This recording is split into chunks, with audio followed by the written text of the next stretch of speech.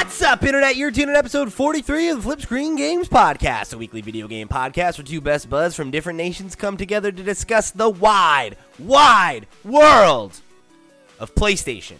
Because this is the third week in a row where we've talked about nothing but PlayStation. And I gotta say, I joked about it last week. I was like, Sony, Gauntlets, it's on you now, right? If you want to dominate the show 3 weeks in a row, you gotta come correct with some bangers. Right? And I gotta say, they did. They delivered. State of Play, June 2022, the kickoff to, Summer Games Fest, E3, whatever the hell we call this nowadays. The summer of video game announcements that comes every year has been kicked off in a big way with Sony's latest State of Play. I think one of the better State of Plays that they've ever had. We're coming hot off of our live stream, where we live reacted to the entire thing with Chewy over on our Twitch channel, twitch.tv/FlipScreenGames, if you want to go check it out. We have the entire VOD up here on the YouTube channel, and if I remember, I'll put one of those clickable little eyes in the corner right now. You can just click it. We'll see if I remembered. Anyway, go check it out. We're here. We're going to get into every one of the announcements and dig into them. I think for a change, right? This is one of those presentations where I think every one of the announcements is worth talking about. Even if it's not for us, they were solid, Overall, a pretty great presentation. So before that, of course, let me remind you that this episode of the FlipScreen Games Podcast is brought to you by our Patreon producers for the month of May. They are Christian Oliveria. Oh, I'm sorry. Wait, no. For the month of June for the first time. They are Christian Oliveria, Christopher Valenz, Gabriel Hasselmeyer, a.k.a. Asobi, Mary Berry, Smilky Shake, Wakahula, and Zaid Ida. Thank you all so much for your support over on patreon.com/FlipScreenGames. Remember, if you want to show your support or get involved in all the other ways you can do that, head over to flipscreen.games. That's our website, and you can find out all the information there. We're not going to waste time with plugs. Let's get into this news. All right, Steve? Yeah, let's do it. So we kick things off the way you want to, right? Started strong with the announcement that Resident Evil 4 Remake is coming in just a few short months. March 24th, 2023 is also going to be getting some PSVR 2 content. And we got the news in the PlayStation blog post afterwards that the Resident Evil 4 Remake features a reimagined story that keeps, quote-unquote, the essence of its direction. Controls and visuals are going to be fully modernized, and it's also coming to Xbox and PC on the same day. Steve, you're a big fan of the Resident Evils.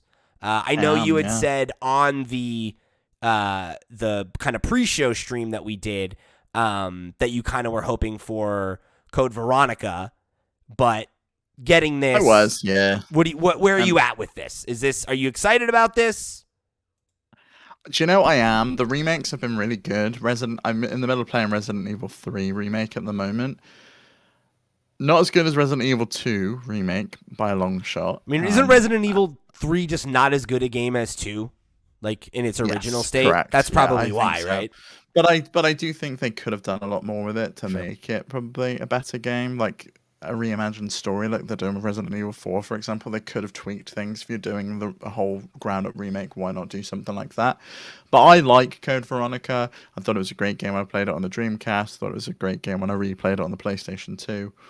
I hope they do a remake of that in the future. Canonically, that is the next one in the series. Release order, it came out next, though, right? Yes, it came. So Resident Evil 3 came out on PS1, then it was Code Veronica, and then it was 0, and then it was Resident Evil 4. Interesting. Yeah, maybe we get it next. Then it shifted out because it shifted over to the GameCube at that point. Nintendo got access to all of the Resident Evil. They were exclusive to the GameCube for a little while, which is where Resident Evil 4 was. It's never been one of my favorites. It kind of washes away a lot of the history. While Leon Kennedy is in there and he's after Ashley and he's trying to find her and stuff, kind of rinses its hands with Umbrella, which for me has always been the core of Resident Evil. Those are the Resident Evil games that resonate with me the most, 1, 2, and 3. And Code Veronica. So it's always a bit of a shame to see that the series kind of just forgot all about the T-Virus and the G-Virus and all of that stuff and went a different direction. But I know this is a real fan favorite, and I'm looking forward to playing it regardless. Yeah, I mean, I think a lot of people are of the opinion that this is the best one, or that it's like this or 2 or whatever, right? So like this is one of those ones that this is obviously one of the best sellers in the franchise, but it was a pretty big departure, right, to kind of move towards the more like action shooter. Yeah, It kind of it very set the much became a tone. shooter game. Yeah, Yeah, it kind of shifted away a lot of from traditional survival horror, the genre that Resident Evil had kind of created, and moved towards like, oh, it's an action shooter. You've got to be precise with your shots. You've got to hit them in the head, or you're going to run out of bullets, or you've got to just run past them and stuff.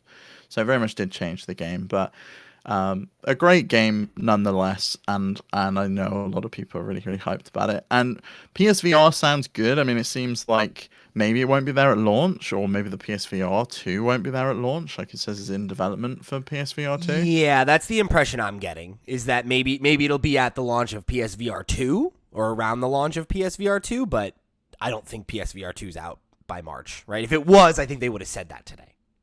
Yeah, most likely. So, I mean, that kind of transitioned into an entire section on PSVR.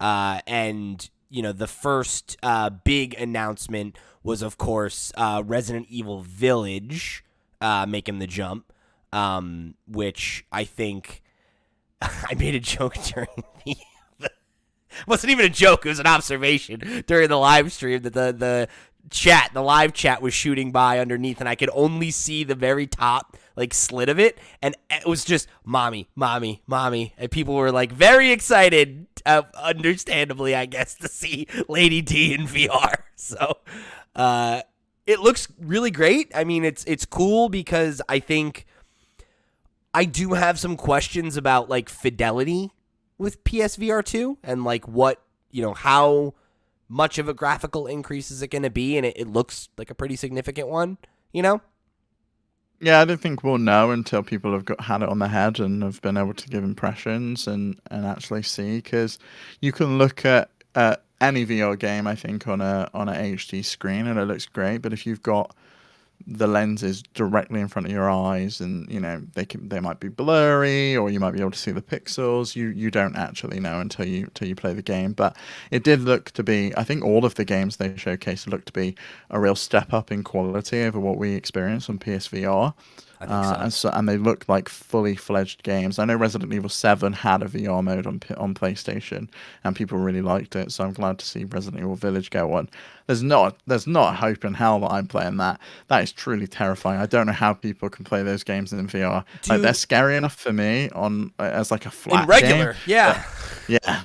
Dude, I one of the best experiences I had in VR was playing the opening of Resident Evil 7, and I was like, cool, that's it though. Like I can't handle more than that. Like I'm scared, I got if you've played Resident Evil 7, there's the interaction in the attic at the very beginning of the game, and that was truly terrifying. That was enough for you? Did you not see that coming? That was so obvious. No, I mean, I'd already played it too. Like I knew it was coming, but just experiencing it in VR was like, oh, like no, this is a lot. It's just people running at you and stuff. It's like, oh no, I don't like this. It's way too intense. But I mean, I guess if that's your thing, another game we got to look at was The Walking Dead Saints and Sinners Chapter 2 Retribution, which this is another one that, like, this is a game I know is really, really celebrated, and a lot of people are very into it. It's, I think, one of the, like, kind of premier VR experiences that a lot of people seem to talk about.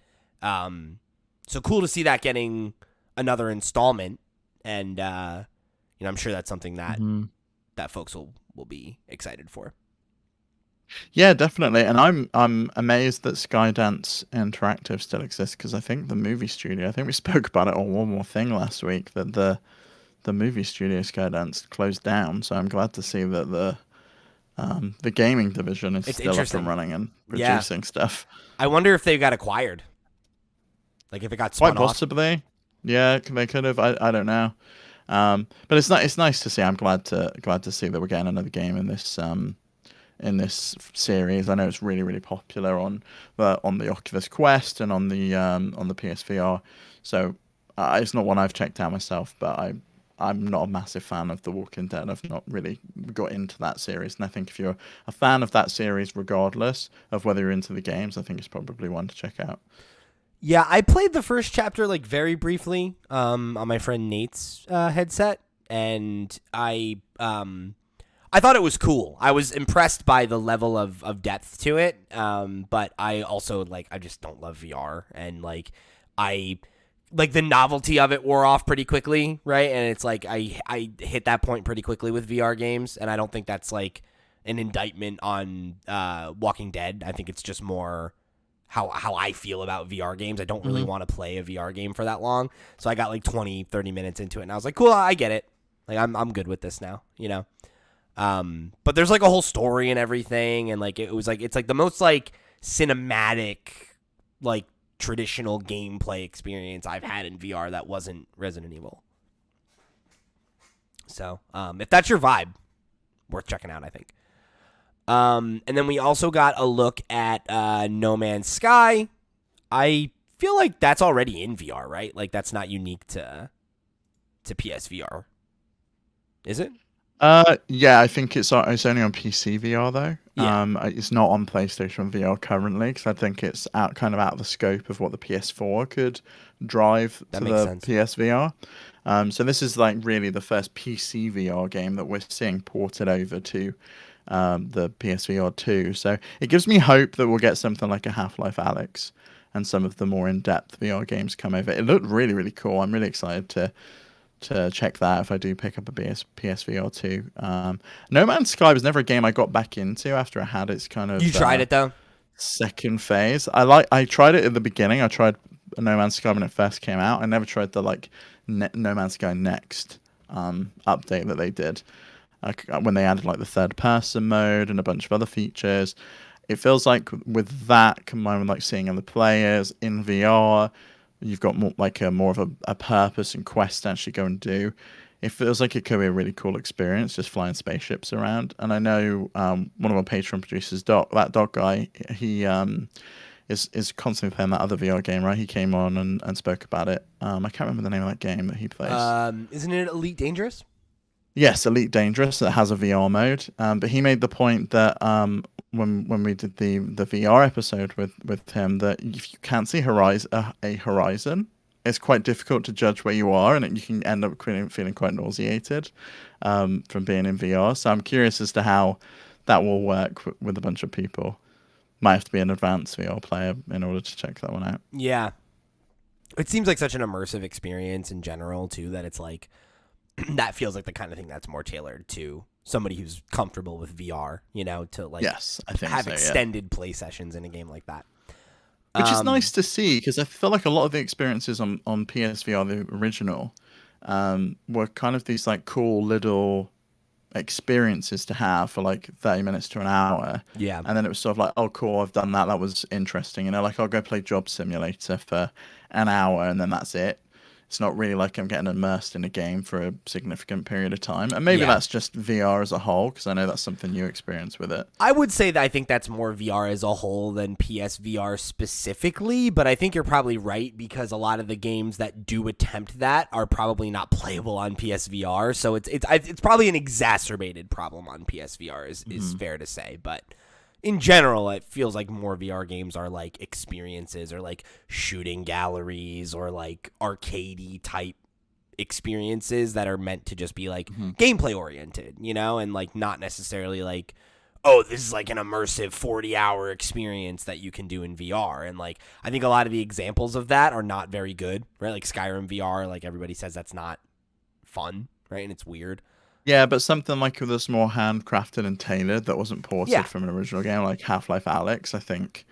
But really how long is that? Showcases right? what you can do with the technology. I think it's about 6 hours, 7 hours, something like that. Which is not to say that that's irrelevant.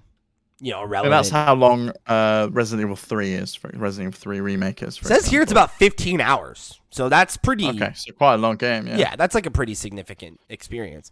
So that's probably the best example, right, of an original VR only experience that is that, And I think there are other ones that, that we could come up with if we knew more about VR, but like, I feel like by and large, that's not, that's the less common thing right now. And it Yes, feels absolutely. like maybe we're moving away from that.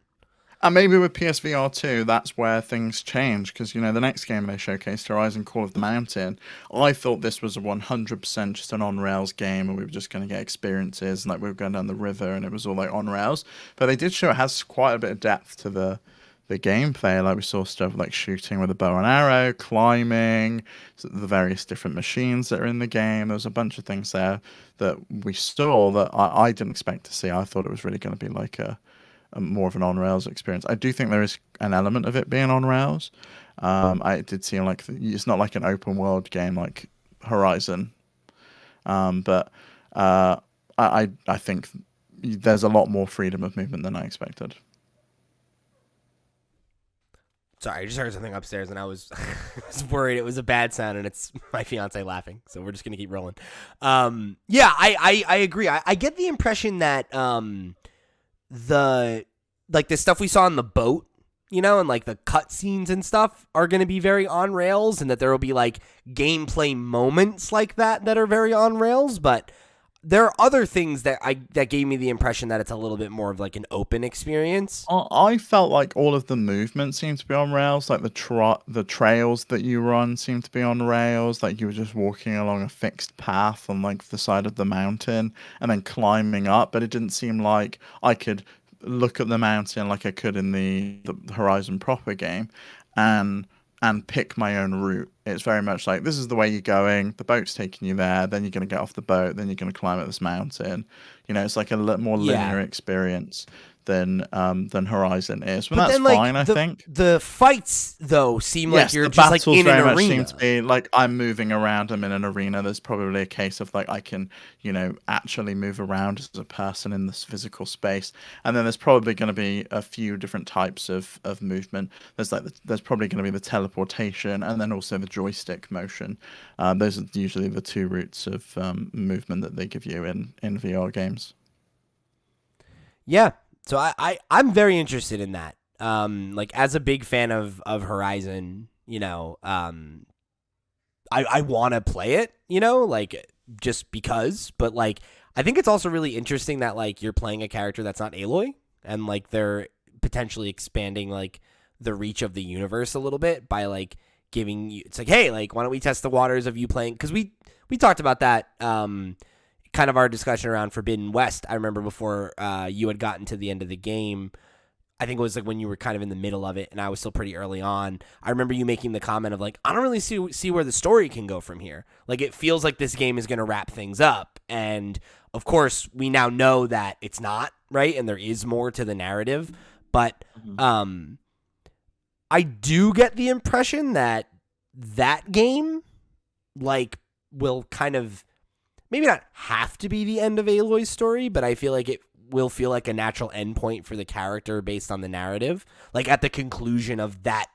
Maybe you come back in and you play as someone else in the next game and Aloy's an NPC or something. And something like that. And she's like passing the reins on or something. I could see that. That maybe. might be quite cool. And I don't know. It could not be that because like there's so many things that you could do, right? Like the end of this arc, like Aloy could decide she wants to travel the world and well, who knows, right? But like the idea of maybe doing the thing that I feel like we've asked for in other franchises, right? Like I feel like this is like a thing that comes up with Fallout. It's a thing that comes up with like go to another country, or like The Last of Us, even, right? Where it's like, yeah, we've seen like a blip on the map of like what the world is like what's it like in other countries? What's it like on the other side of America? What's it like, wherever. So I like the idea of them like at least experimenting with that a little bit and like letting us play this other, it's just some guy.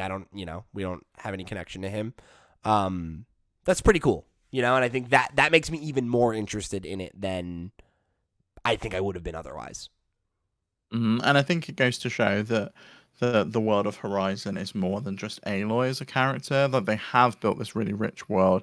And I think all of those arguments that we had, where it's just like, oh, it's another generic game, I think something like this really goes to shoot that down. Like, there's nothing else that I think you can play where you can see this is such a vibrant world with all of these interesting, unique machines in that doesn't have a character like Aloy in. Like, you are playing as someone different, at least seemingly. It could be that eventually you do pick up Aloy or something. You know, we don't know. I don't think so, because like it seems like they told you what the plot was, right? Because like when you're in there's the part in the boat, the two guys are talking to him and they're like, you got to go to the top of the mountain and figure out what's happening, and if you do this, you'll be free. So I get the impression that this guy is like, you know, a slave or something, in debt, or a slave, or something like that, and he's like trying to, you know, like earn his freedom, basically. So I mean, like, that feels like a pretty, like, seems like the narrative will be pretty straightforward, right? You're ascending the mountain and trying to solve this mystery and find whatever thing you need to give these guys and clear your debt, and maybe this character shows up in Horizon 3, you know, something like that. Like, that'd be cool. But yeah, I don't know. I definitely think that I agree with you in the whole, like, the world of Horizon is bigger than Aloy. Obviously, Aloy is the most important person in the universe of Horizon. But there's so much to that world in terms of, like, the cultures of all the different, like, you know, tribes that you meet, and, like, you know, just all that stuff is, like, there's so much of it that we could explore. And, like, they finally explored the idea of people, like, getting in a boat and, like, traveling across some amount of water, right, and coming from a different part of the world and all that kind of stuff, where the rules are different and they have their own society and religion and whatever. So I think there's so much to explore in that world that, you know, could go beyond what we've already seen and done, you know.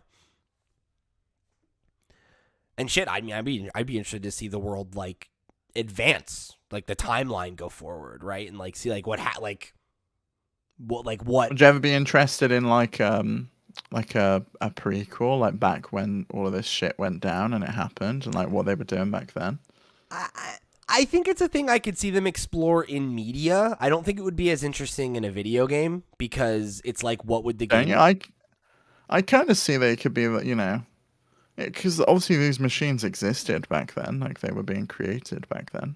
Well, the Pharaoh robots did. Not the ones that we see in the modern era of Horizon, right? But, like, we know how that story plays out, right? And it's like the world ends. That's true. Yeah, we saw a lot of that unravel in the Forbidden West. So to me, it's like, I think what you could do is have, like, a comic book, or, like, maybe, like, some, like, animated shorts. Well, there's a TV series coming, so who knows? Sure, something like that, where you explore, like, stories in the way that, like, the audiobooks do, where it's like you get slices of that world and, like, what it was like to fight in that war and all that. But, like, I don't really think there's a game there, personally. But, you know, if that's what they wanted to do, that'd be fine. Like, I'd buy in. You know, I care about the universe, so I want to see them keep developing it. Speaking of which, they also announced a update to Horizon Forbidden West that drops today, and comes with a bunch of new stuff. There's, like, a new Game Plus mode, new performance mode. There's you can do transmog of the outfits. You can reset skills now. There's new ultra hard difficulty, and I think that's everything. Oh, and some new weapons and trophies. I'm watching the trailer, so it's reminding me of what's happening. Yeah, so you're gonna have to get your platinum again. I mean, I might have to play it again. Might have to play it again on New Game Plus Ultra Hard. I don't know. Just, like, fast track it though, and just go through the story, you know. But you better be quick, because you've got, like, what, just over a month until SpiderMan hits your Steam Deck. Buddy, am I excited about that one, right? Like, come on. Are you kidding me with that? That is, that's a big one, right? Like, and, like, we figured it would happen eventually. I feel like we talked about this a while ago, where it's like, oh, yeah, like, Spider-Man, like, you think that one would be coming up based on what else around it has come out, right? Like, God of War came out earlier the same year that SpiderMan did. So, well, to do Miles at the same time, which was a launch game for PS5, yeah, that's coming not at the also same in the time. fall. Though. They announced it was coming this year, right? This is Yeah. like announced at the same time. So 2-3 months later, you got Miles Morales coming out. Isn't it like really weird that wasn't in the trailer? Yeah, very weird. Like, why wouldn't that you? is a huge announcement. Like, why would wouldn't you you not put that there? Just have it as a graphic, right? Because it's Yeah. like there's the part in the like it's like it just happened in the trailer where it's like, oh, like Spider-Man like coming out, you know, this date, whatever. Why don't you just immediately after that just have a stinger of Miles and be like, and Miles coming later this, in October or whatever. Like you literally said it on the PlayStation blog like 10 minutes later. Why wouldn't you just? I don't know. Maybe they hadn't decided at that point. When they put this, but that's weird. Like, but like literally, all you'd have to do is make a graphic, right? Like you don't even need to have voiceover. You don't need to show footage. Like we know what Miles Morales is and what it looks like. Like literally, all you need to say is like, this is also coming later. Like information to come later. It's fucking weird. I'm curious on the pricing on it, because obviously it's the remastered version. You get all the DLC included with it. But then is Miles going to be like a cheaper game like it was on PlayStation 5? Yeah, I would imagine they'll be $60 and $40. Do you think they're going to go 60, not 70? Because it's 70 on PS5, right? That's the pricing structure they're going with. Yeah, I don't know. I guess it's a good question because all the other games that they released were games that came. Spider-Man did originally come out on PS4, of course, but this is the remaster. So does the price increase to match that, or do they not? And if not, then it looks like PlayStation 5 owners are getting a bit of a bad deal on their games if they're going to then put them out on PC at $10 cheaper when they don't own that platform, but they own the PlayStation platform.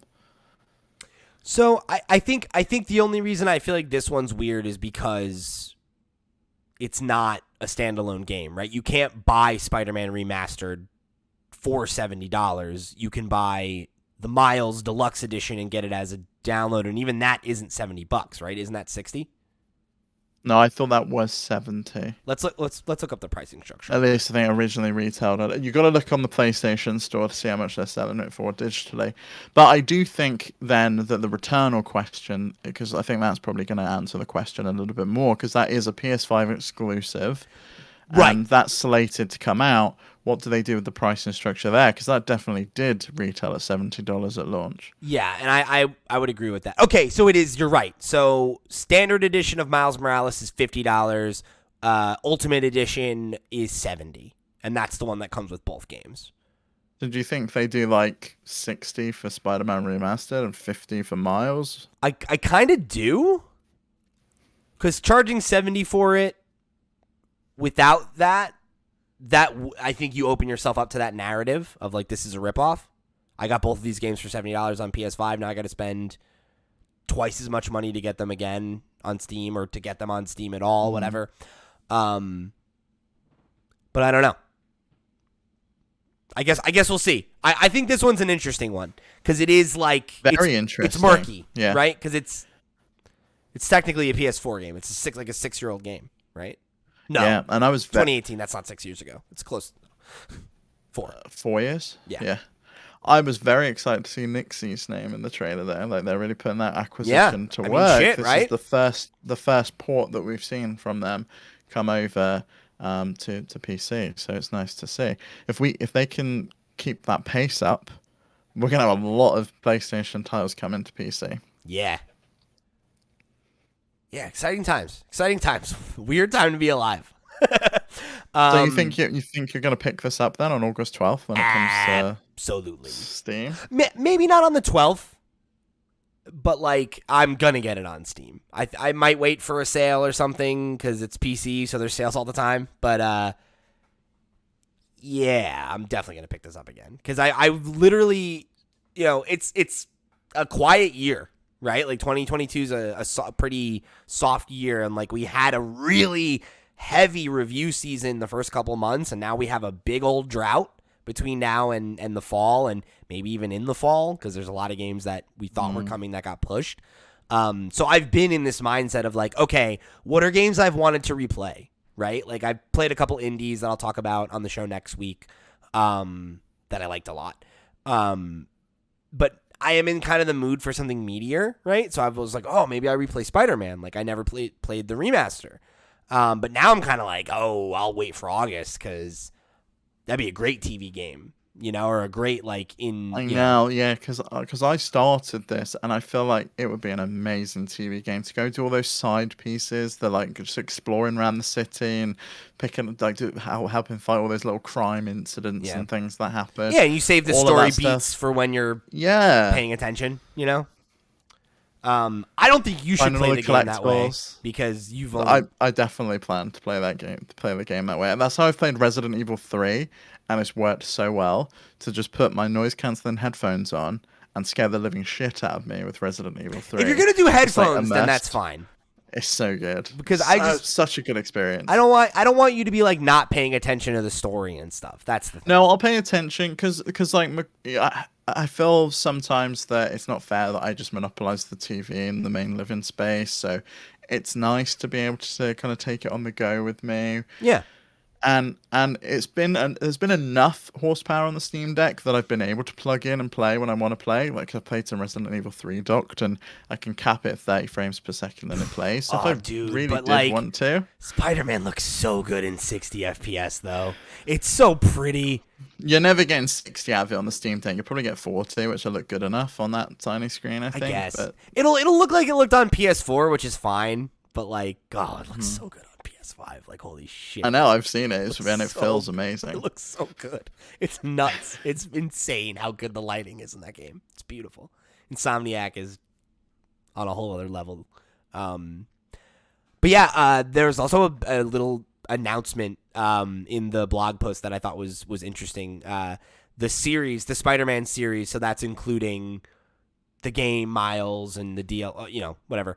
Has sold more than 33 million copies as of May 15th. Huge news for an exclusive. That's crazy. Yeah. And they're probably going to sell another, 30 million or whatever on PC? Like, I don't know, but probably not. They'll sell a decent chunk, like Horizon sold 2.4 million copies. So even if they match that, like God of War in the last year sold almost 1 million copies. Yeah. If they can add another 5 million copies with the two games you got to think Spider-Man's going to sell 33 million. Sell a lot better than either of those though, right? I can imagine because of the IP recognition. Yeah.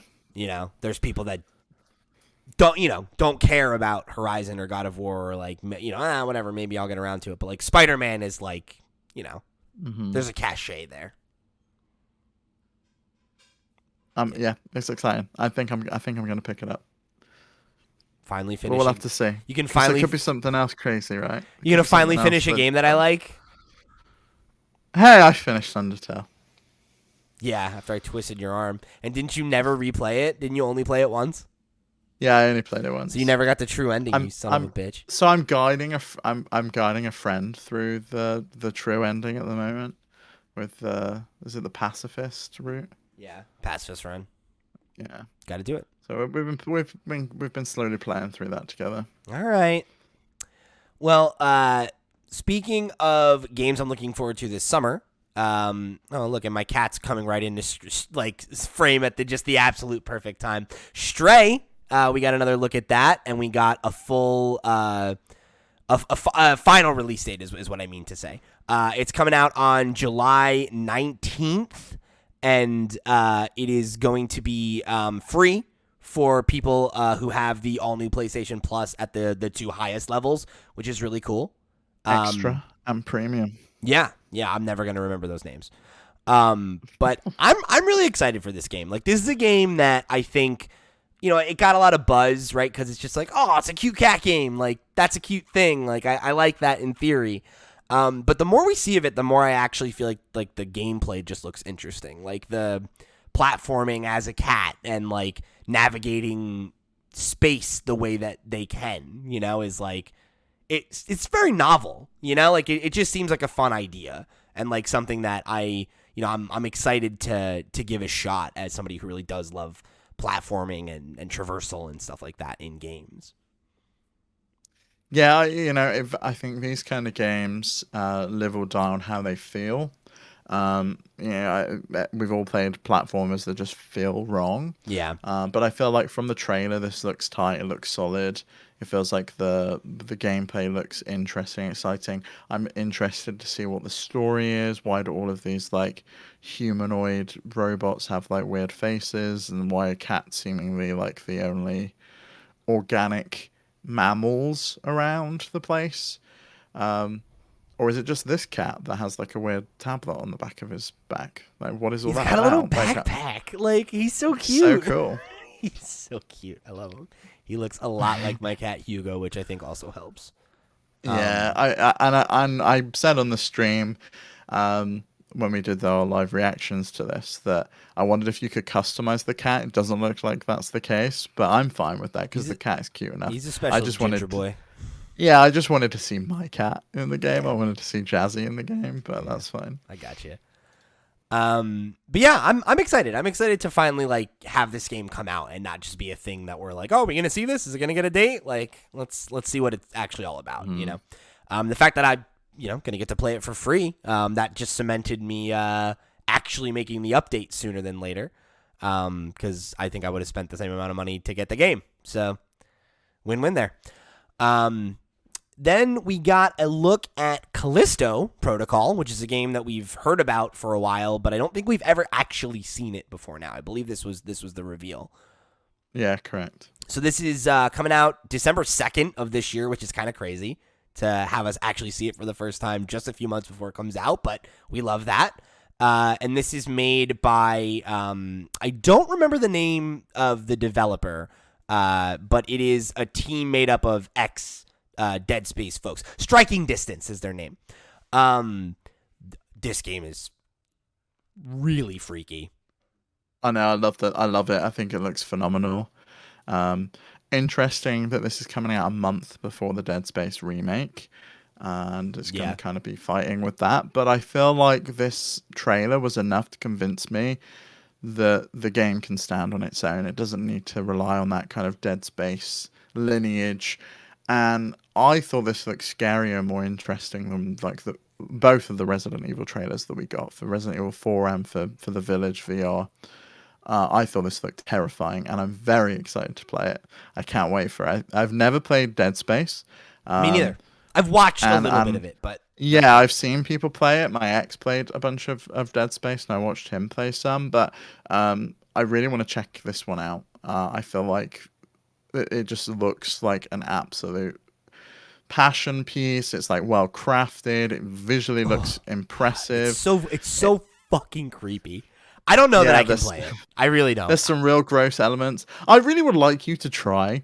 I feel like you should try Resident Evil 2 Remake because you already own that, and it's a really good game. I liked it. I stopped playing it because of the pandemic. I was like, this is hitting too close to home right now. Get back to it. Get back to it. Although I started, like I said, been playing Resident Evil 3, and it starts with like, this is like the worst pandemic ever, and we don't know if we're gonna get out the end of it. And I'm like, oh, this is heavy. This is so heavy. It was not what I needed right then. And then Animal Crossing came out, and I was like, there we go. That's more like it. But I do think this looks really good. I kind of wish that It's one of those games that makes me really wish that Sarah played console games, because I'm like, I wish that she would play it and I could just watch, because I'd like to see it through, but I just don't want to play it. Does she play this kind of game on PC at all? Yeah, that's pretty much it. Okay, interesting. Yeah. Well, I mean, maybe we'll have to stream it and you can watch me play then. That'd be cool. Maybe we play it like at night, like we keep the lights off. Yeah. Spooky lights, and like. That'd be fun. I do that. I'm up for that. I do that because that's fine. I could get spooked at that level. It's so strange about like when you play horror games. I think everyone laughs about it, but having watched people play them and then played the same game, there's just something different about when you're controlling the sticks. Just that level of tension you get, and that level of stress, and the level of like, it's uncomfortable. It's very different to just watching something. And I don't know why. I don't know what the psychology behind it is. It's because video games are personal. right? Like, that's the whole thing. And, like, I think part of it is just that, like, video games inherently make you feel that way. But I also think it's that video games as a medium have conditioned us to be like, you, the player, are the character, right? You're in this. This is happening to you. And it's like, that's awful, right? Like, I'm used to video games being empowering, right? And to have it be totally oriented around you having no power or having a very limited amount of power, it's tense. And it's like, it's not what you're used to. And it doesn't, I don't know, like it creates an atmosphere that makes you uncomfortable, right? And like, that's the whole point. And like, it's awesome. It's very effective. But nah, I don't need that. I'm stressed out enough in real life. But the next game we saw, August 16th, so just a few days after SpiderMan, I think is going to be competing for my attention quite a bit. This game is called Roller Dome, August 16th, and it's the newest game by Roll 7, who are the Ali Ali folks. So like Ali Ali, Ali Ali 2, and the Ali Ali World. It's published by Private Division. I don't understand how this game is out because they just put out a game, and I don't get it. And this looks, to me, way more exciting and interesting than Ollie Ollie. I mean, I love this visual style. I love the concept. Just real quick though, put some respect on Ali Ali's name because those games are. I've only played. Oh, they're great games, two, but for me, like this is like such a unique concept and visual style that I've never seen anything like it. And to me, it just looks like a moving graphic novel that flat with like the thin lines, very bold colors. Beautiful. Like it's like almost like. It's almost like Borderlands-y in like the like cell shaded like flat color thing, but like it definitely looks more like a comic book. I fucking really like it. Like it looks fun, right? Like the whole thing is like it's like very like oh, I'm sorry. I'm watching the trailer and I forgot to pull it up for the kids here. Let me it's like very like I don't know, like Jet Set Radio, Tony Hawk kind of like, you know, you're on roller skates and you're flying around doing all these crazy tricks, but then you're also like fighting dudes with guns and mechs, and you know, it has like a slowdown feature, or it looks like it has a slowdown feature. That could just be, I guess, like a style thing. I think that could just be visual style, you know, that when you get to there and you do the move, it slows down to show you it in some of the cases anyway. But my God, it looks so good. Like being able to pull the tricks off and shoot them, you're going to feel like an absolute fucking superhero. I really can't wait to pick this up. It's like almost super hot is what I was going to say. Yeah. Yeah, sort of. Yeah, sort of super hot in style. I don't think it's the same play style of super hot where you like when you move, they move. It very much feels like you're going to have to be precise and hit them and find out where they are. But Mike, it just looks so good. But very about momentum, you know? Yeah, absolutely. It looks awesome. I think it looks very, very cool. And I like have been actively like wanting to check out Ali Ali World because of how well it was received and how much I liked the one that I had played. I think it was 2. I forget. One of them was like I think a PlayStation Plus game, and I played the shit out of it in college for like a week and was like, this game's really fun. And but yeah, this is like, I just think it looks so fresh. You know, the style is very, very striking, and like, I don't know, it's got a vibe that I'm very into. Yeah, I think of the new games that were announced, this was the standout for me. Especially because it's so close. It's like, oh, yeah immediately on my radar. Came out of nowhere, and then bam, it really hit. I hope it's good, and all signs point to it should be. You know, Roll 7 have a really great reputation, and this is such a good concept for a game. And like, I feel like Private Division has a pretty good track record too. I feel like every game they've published has been pretty fire, you know? Yeah, I mean, it started with Outer Worlds, right? Yeah. And went from there. Yeah, I'm trying to think of what else they've done. I know they did Ollie Ollie World. I don't know what else they've put out. Yeah. But I mean, either way, right? Like, they've had a strong track record so far. So, oh, Hades. They published Hades? They sure did. They have 2 other games that okay. I've not heard of. Oh, one of them was that Ancestors game, which came out and flopped after being in development for forever. But that's fine. By and large, the on-base percentage is pretty good. So yeah, I'm really excited for that. I think that's a game I absolutely plan on picking up. And then we got a look at a game called Eternites, which is a Persona-inspired game. They described it as a like action game meets dating sim, and it's got like a very kind of like not Atlas, like Platinum Games kind of like action, Bayonetta, like you're doing combos and fighting weird mech guys with like a laser sword arm that you get that looks, and like the scene where you get it looks a lot like Persona. Like it's very much got that energy to it.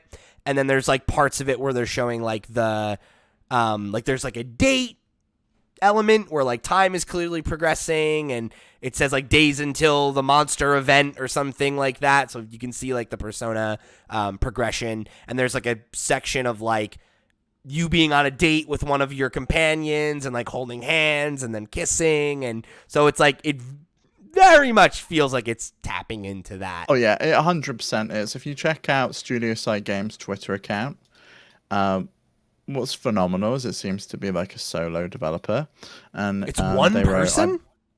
I played Persona 5 in 2019, which convinced me to play Persona 4 Golden and P3 Fez as well. After that, I quit my job and started developing a game inspired by them. First of all, that's really cool. Second of all, how? How did you play both of those games while having a job and then make this game in the time remaining between those 2 events?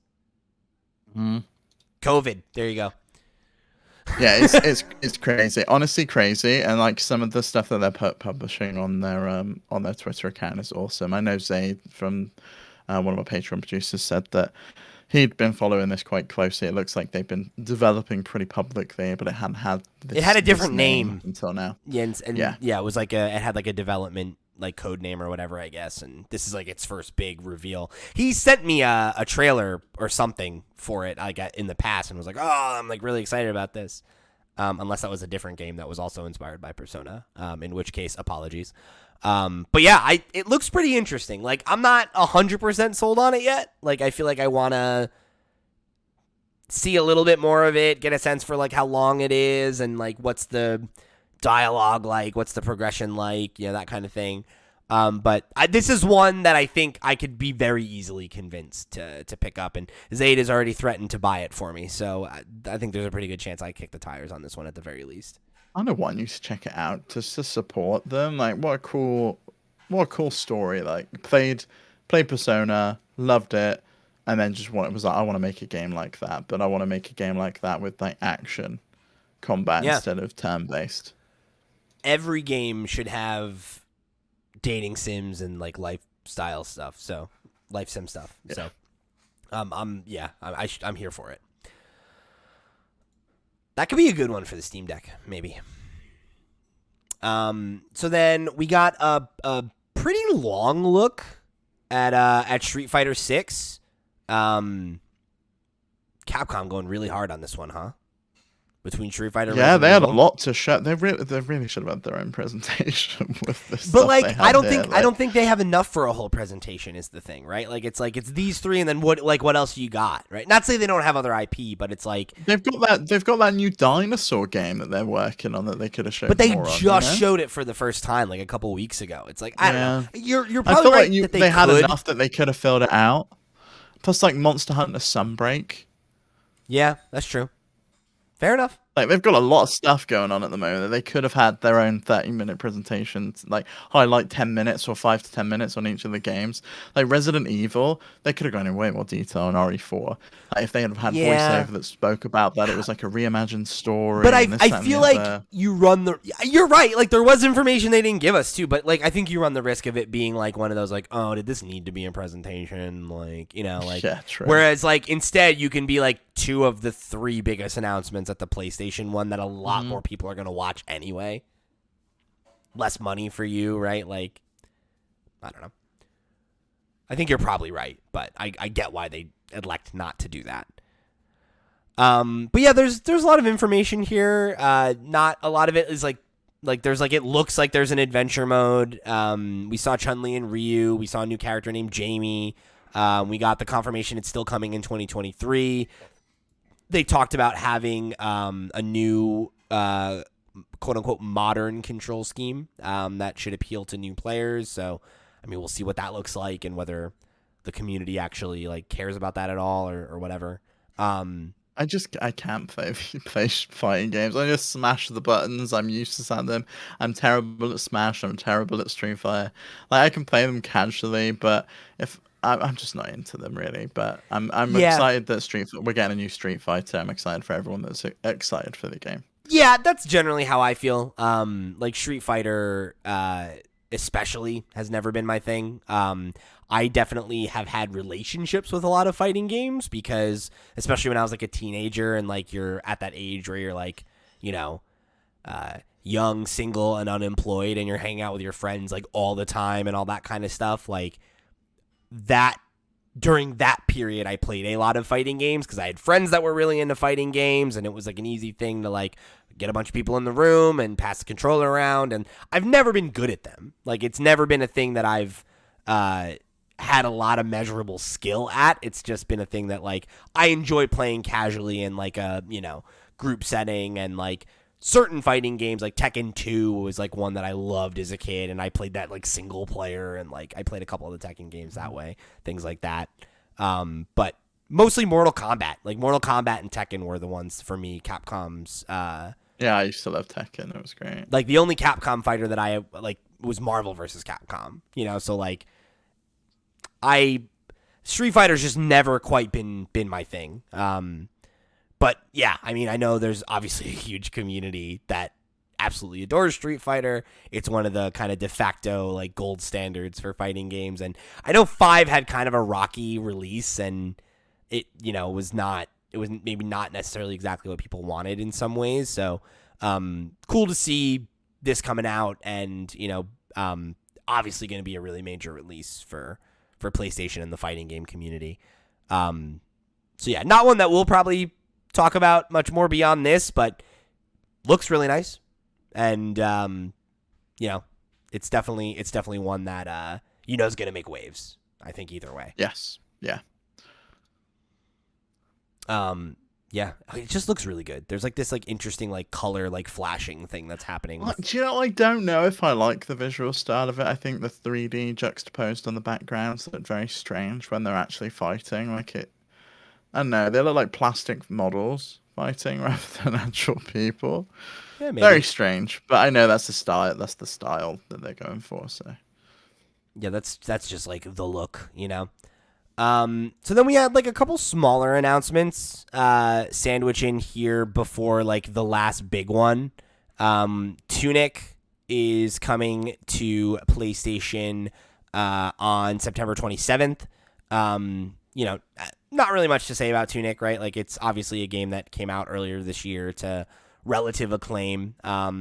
Neither of us have gotten around to it yet, so not really much to say about it, aside from the fact that it's cool it's coming to other platforms. I definitely, you know, I'm sure the PlayStation audience has been interested in checking it out, and I'm sure that means it's probably coming to, you know, Switch and other places, you know, either at the same time or not far from now. So great to see that game will have the opportunity to get in front of more people.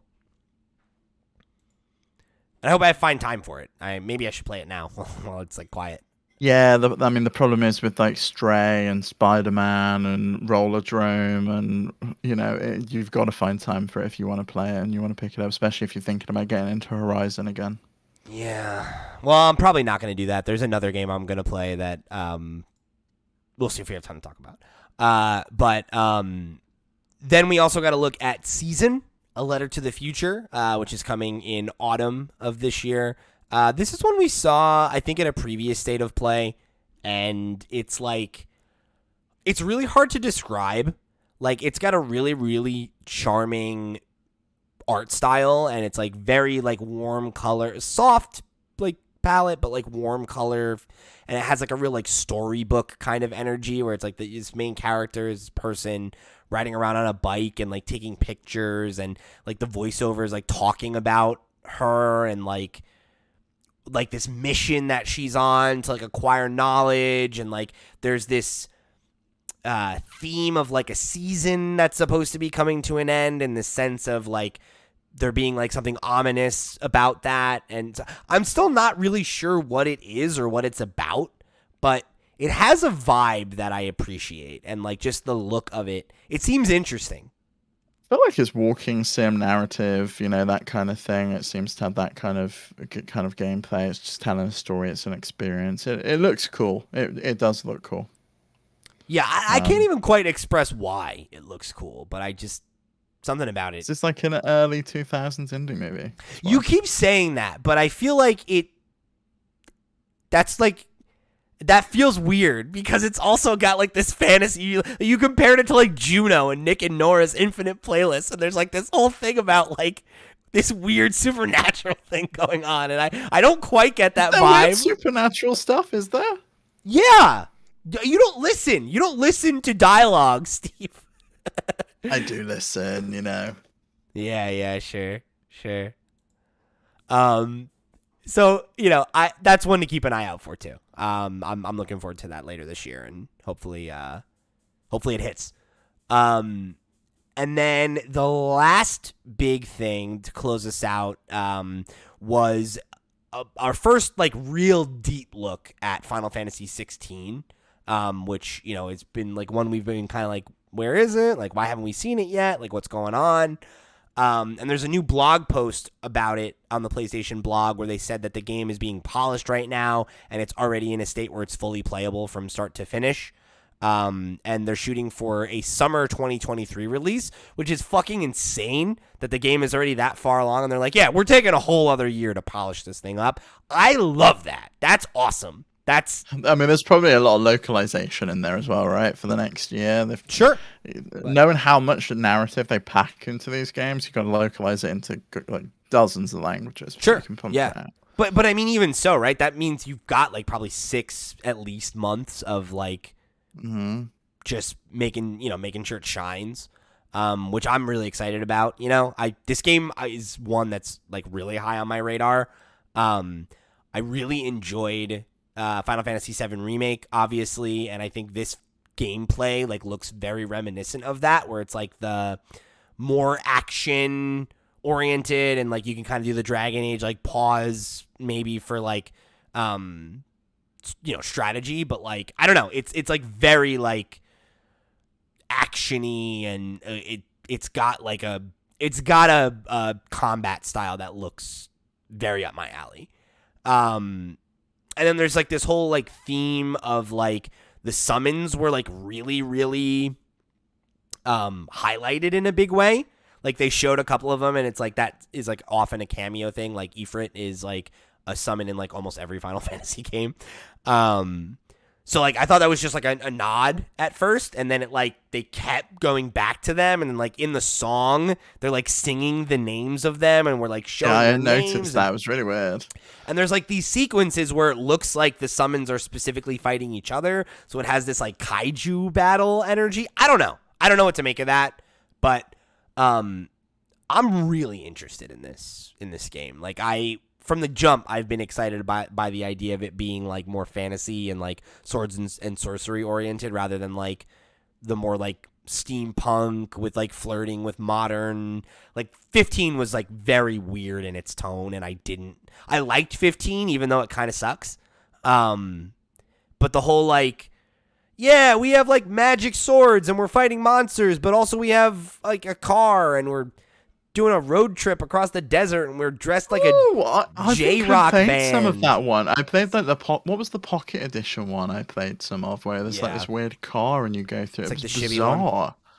Yeah. Yeah, like the best part of that game is like the opening, I think, honestly. And then like the story like really rides on the fumes of that for a long time, of like, yeah, these characters are best friends and they have chemistry, and you're like, yeah, they do, and then you're like, oh, that's it though. Okay. So, I don't know. This one seems way more to my taste. I like the idea of it going back a little more classic and, leaning into, that tone. So I'm excited. Glad it's got a lot more time ahead of it, so they can work out all the kinks and make sure it comes out strong. One to keep an eye out for sure. So, Steve, will you indulge me in one more segment of this? I can indulge you. You can indulge me in one more segment? Yeah. Okay. I think I know what it is, right? All right, cool. So let you do. Before we get to that, put a pin on this PlayStation thing. I thought this was a great presentation. I think it's probably like a solid A-, like B+, where it's like it was really, really good. And I think it just needed like one more like crazy thing to push it over to that like, oh fuck, like this is A+, S tier. Like, yeah, it's not quite I get that, like that, but close. The one where we saw Wolverine, for example, that was probably up there. Like we needed that caliber of announcement. It was not a state of play. That was a PlayStation showcase, and this for me is the first state of play that's actually been good. I can't remember one where I've just been like, yeah, that really slammed. They've always used like the PlayStation showcase or like a glimpse at something else or blah blah. They've never used the state of play moniker. There's been 3 other good, like actually good state of plays, I think, and the rest of them have been fine to mediocre. There's the one where they revealed Final Fantasy VII Remake, the deep dive on Final Fantasy VII Remake, and the deep dive on Horizon. Those were fun, but like this felt like an E3 level presentation, on a softer year maybe, but like. If they had like, oh, The Last of Us remake confirmed, right? Or like a Wolverine level teaser, or like, oh, like, Ghost of Tsushima 2's in development, like something like that, right? Like if they had given us something first party for PlayStation 5 would have been nice because we got nothing. It was all third party and VR, or PC. Sure. But yeah. I agree with you. I feel like. But I feel like Sony just don't have anything to show at the moment because their games are so far out and we know a lot of what's in the pipeline anyway, which may prove to be a problem for them in coming into the next year because I don't know what else other than God of War they've really got on the cards for us at this point. I don't think they need anything else. I look at the early days of the PS4. There were multiple years like that where you're like, whoa, like Sony doesn't have a big game in the fall. What's up with that? Like, like, oh, like, okay, like Uncharted 4 came out, but like what else? And like, okay, Bloodborne, okay, what else? Like, and there was that sense of like, oh, I want that big Sony game in the fall. And they didn't do that for years. And it was the back half of that generation where it was really like, all right, like we got, Horizon and then God of War and then Spider-Man and then Last of Us and then Ghost and I think that's okay, but we're in a year where everything else has been delayed and we've got no Sony game and you're just left feeling like, what the hell do I play? Yeah, and that's a problem, right? Where there's not the third-party support that I'm sure they expected because third parties are struggling, So that is a problem for them for sure, but it's also like, what are you going to do, right? Yeah. They're selling more PlayStation 5s than they can make, so it's obviously not a problem. That's true. Yeah. And we've got some games coming, right? Indie stuff with Stray, Callisto Protocol looks incredible, Roller's Realm. I was very excited about this presentation. I left with like 4 or 5 games I want to play from it, which is unusual. I usually leave with like 1, 2, maybe 3 at most, but there was a lot here that spoke to me. All of the Resident Evil stuff, some of the VR stuff if I choose to pick up a PSVR 2, but I know that it's only the Horizon game that's exclusive to PSVR 2, so you can play the other games on other VR headsets. So it's nice to see them showcased here. Final Fantasy XVI did nothing for me. You can recognize that it's a big thing. But I recognize that it's a huge announcement for people. Same with Street Fighter. I do 100% recognize that. Same with Street Fighter. Does nothing for me, but I know that it's Street Fighter 6 and people have been waiting for it for years. Banger. It's a banger. It was a really good one, So yeah, I mean, I would love to see State of Play continue at this quality because if every State of Play was like this, I think they would be exciting in the way that Nintendo Directs are, and they're not currently. So fingers crossed on that one. Yeah, maybe they just need to like cool it with the state of plays and just put a video out that's like here's some trailers. You know, when Nintendo don't have enough for a direct, they just bump a trailer out. They're like, it's okay, you don't have to make a state of play. Those should be the blog posts, right? That's what the PlayStation blog is for. And like they were always good at that, and now it's kind of like, oh, we don't know what to do with these, and it's like we got like 10 of these trailers. Should we just put one? Okay, I don't know. You know, it's like you gotta make the name mean something, I think. You know? Mm-hmm. All right. So, that's the end of the PlayStation conversation. I have one more segment for you. Today on Twitter, the Dragon Age account at Dragon Age tweeted, "May the Dread Wolf take you. Your newest adventure begins in Dragon Age Dread Wolf," with a fucking sick logo. Like, this came alongside a blog post up on the BioWare blog that talked a little bit about kind of like where the game's at. If you are familiar with Dragon Age and its lore, you know who the Dread Wolf is, and you know that is, of course, Solus. You know, and there's a lot of implications based on where that story left off to what that it means. But the big thing here, right, was they had a little bit here where they said more Dragon Age Dreadwolf later this year. We suspect you have questions and they'll be answered in time. While the game won't be releasing this year, we're growing closer to that next adventure. Rest assured, Solus is placing his pieces on the board as we speak. That's all we have for now, but we hope knowing the official title has sparked some intrigue, as we'll be talking more about the game later this year. So I am very excited to have literally any scrap of news about Dragon Ages. And this is a real scrap. Yes. It's literally a teaser trailer to be like, hey, the real information's coming later this year. And the entire Dragon Age community is like, yes, let's go. Yeah. Like, this is exactly what I needed. Like, not even a teaser. It's a picture. It's a logo. It's a name. That's all you get. We know the name. We know we're getting more information later this year. Yeah.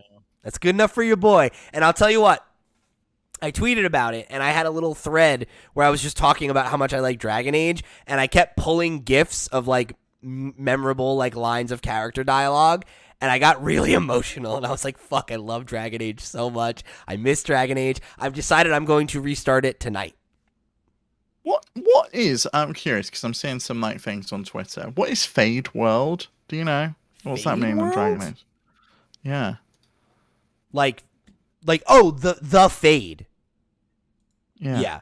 So the Fade is like, it's basically like this land. It's like a metaphysical plane that like it's like where dreams and like stuff like that kind of take place, and like demons and like magical beings and creatures live in the Fade. And if you're a mage, you access the Fade to cast magic. And anyone who's not, you know, a magic sensitive person, like, doesn't have that connection to the Fade, which is why, like, mages there's a lot of, like, racism is not the right word. There's a lot of prejudice against mages, because they're deemed as dangerous. Because if you're not able to control your magic, a demon can basically come through the Fade and, like, possess your body and, you know, go out and cause chaos in the world. Well, everyone's freaking out on Twitter about it because they're like, you know, analyzing the little tidbits that you've got and like saying that Dreadwolf, you know, now it's like one word, which turns out to be an anagram of Fade World, and then there's like things about the Fade like hidden in the like logo. Ooh, and stuff, interesting. Well, and the Dreadwolf is also an elven god. Like, there's a lot of things going on there. Yeah, interesting. I'm so excited. I'm so fucking excited. I'm so happy for you because I know this is your favorite series. I really hope you're able to like kick it off on your Steam Deck, because I know you had some issues trying to replay it, and I hope you managed to pick it up and play it there. I don't know. I'm kind of thinking I might play it on Xbox. Wow, okay. It's got a 60 FPS boost mode, and it's like on Game Pass. Oh yeah, definitely play it there. Then, I think I'm gonna play it there. Yeah. Yeah. Rather than like emulate it because the PC version doesn't work on Steam Deck. Yeah. So I think that's what I'm gonna do. And then I can just play because like when it comes out, I'm gonna want to play it on Xbox. So like I can have that, lineage. Yeah, you have that muscle memory of the controller and stuff. Yeah. I also really hope that they put out a remaster before Dragon Age 4. I don't think they will. I don't think they point. will. No. So like, how am I gonna carry my save over? They probably will just have like a little quiz like they did in the old ones. But either way, I'm so excited. So excited. I love Dragon Age. I'm very excited to play it again. I'm gonna talk about it for weeks, and I'm sorry, but I'm very excited. It's a good time for me. So thank you for indulging me, Steve. I've been like needing to get this out all day, and I don't really know anybody that fucks with Dragon Age as much as I do. Like, I gotta get it out somewhere. I just need to put you in touch with my my sister's husband, and you can talk to him. And He's a big Dragon Age boy? Yeah, but he's a massive BioWare fan. Oh shit. Okay. You just have a good old conversation with him all day long. That sounds great. How funny would it be if I started talking to your sister's husband and I've never interacted with your sister? Like, I know your brother. Yeah, like that would be funny. Yeah. Like, I talk to your dad like sometimes, right? So it's like that would be fucking hilarious. Oh, anyway, yeah, I appreciate the indulgence on this one. Everybody, not just you, the listener, because I don't know if any of you care about Dragon Age. I talk about it and nobody seems to be like, yes, but I got some of you to play Mass Effect, so now I got to try this, Yeah. I got to be out here evangelizing for my series. But all right, that's gonna wrap it up for this week's episode of the FlipScreen Games podcast. Remember, if you didn't catch it live, if you want to watch our live reactions, we've got our watch along of the presentation up for you over on that there YouTube. Go check it out. And write in, let us know what you thought about the presentation. What of the Summer Games Fest presentations that are coming up are you most excited about? Be it Xbox, be it the main presentation. We know we're going to see some more Gotham Knights. What other games you want to see? What ones are you most excited to get your eyes on? All that stuff. We'll probably we're gonna have like we'll post about which other ones we're going to watch live and how we're going to cover everything. But our goal is to cover any of the ones that are relevant and that'll have, big, interesting information. Because, some of the smaller ones, it's kind of like, there's just not as much to talk about. So we might lump some of them together. But we'll let you know as the stories develop there, and we'll have a way to watch along and check out all the commentary. So keep it tuned. Like, share, subscribe, all that good stuff. If you've listened this long and you haven't tuned out after we started talking about fucking Dragon Age, I'm sure you're a real one. So flipscreen.games, that's the website. Go hang out, join the Discord, head over to the Patreon, however you choose to show your support. We greatly appreciate it. So thank you all again for tuning in, and we'll catch you next week for another episode of the FlipScreen Games podcast.